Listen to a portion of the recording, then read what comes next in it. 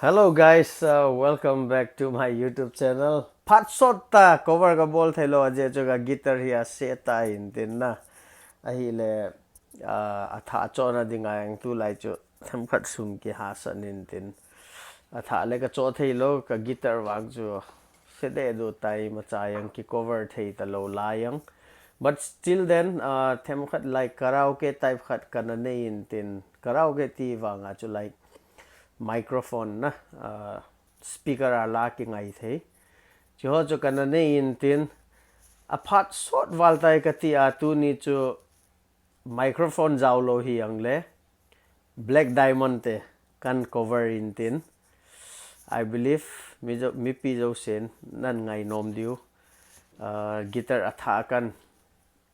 la tama awang chu guitar akan cover thelo de he ya ti ti akan cover de he na Tilachi introduction ki chai ting la chu kala sa pa chu kan koi de tai la chu ange ya nge de here a chai na ge na ngai pi wo lung se tain thank you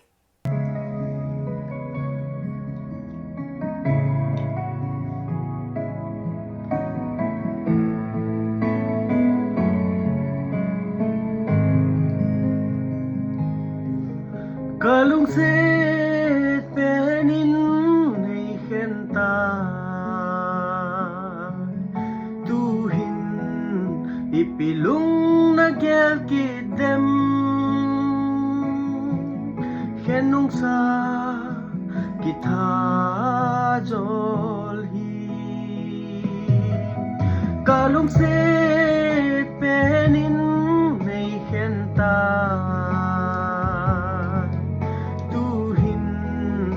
ipilung na gel kitem khenung sa kitha jol hi oh black diamond idinga tua nei khen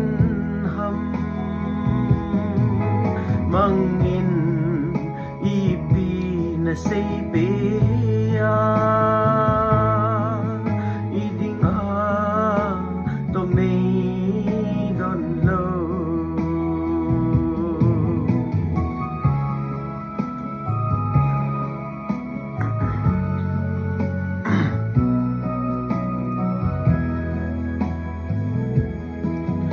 koi ni